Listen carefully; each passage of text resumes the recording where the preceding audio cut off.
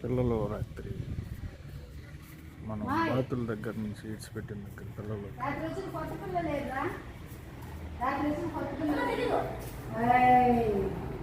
తీసుకురాపండి. ఎక్కడున్నా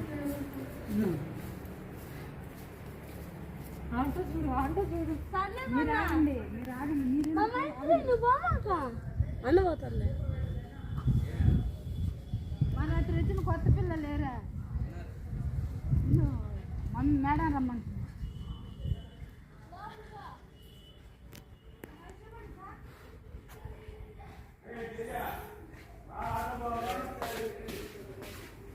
ఒక్క నిమిషం. కొత్త పిల్లలు పిల్లలు తినా ఓయ్ అబ్బాయిలో